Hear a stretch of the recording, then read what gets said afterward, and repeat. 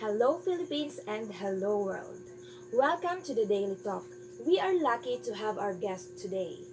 We will be discussing about the categories of uh, children with special needs and their ideas and the factors that affect the growth of the development of children.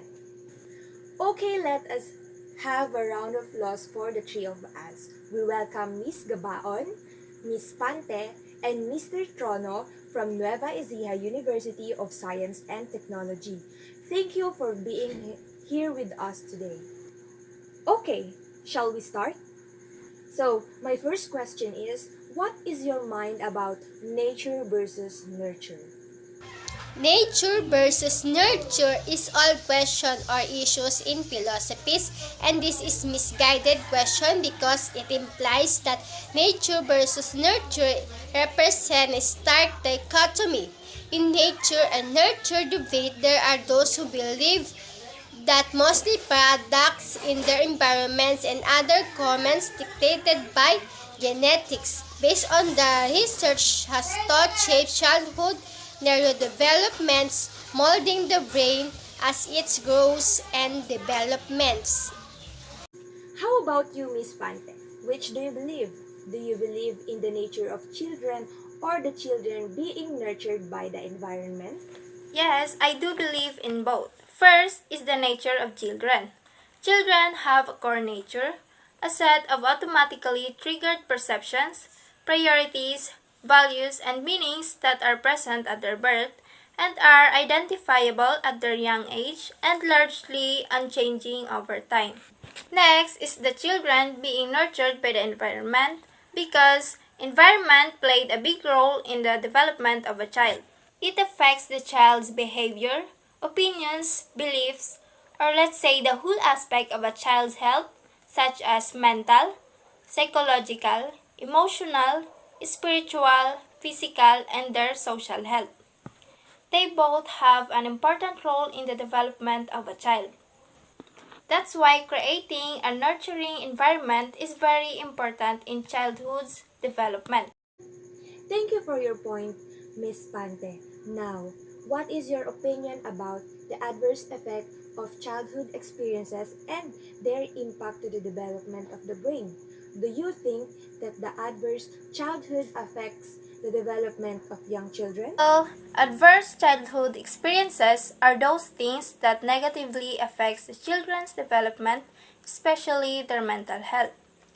ACEs includes violence, abuse, and growing up in a family with mental health or substance use problems.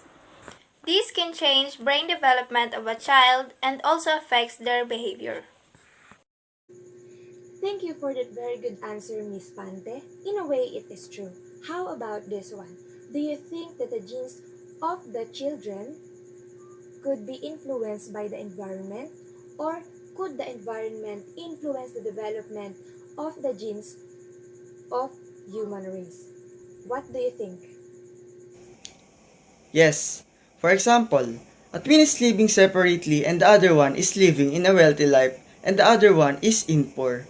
The wealthy one can eat anything she wants, fresh vegetables, fruits, meats, and etc., and can have a healthy lifestyle, while the poor one is living in an area where flesh or fresh, healthy food is limited and expensive because they can't afford it.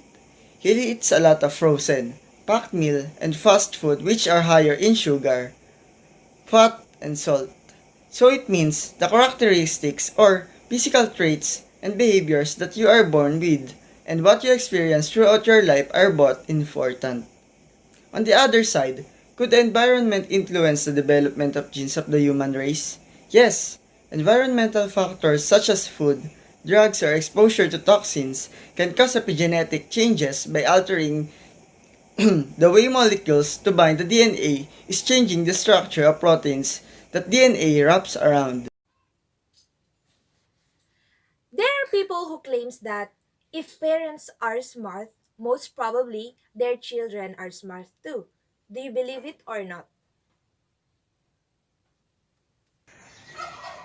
It depends because I believe intelligence is also is strongly influenced by the environment factor related to a child, home environment, and parenting, education, and availability of learning resources and nutrition.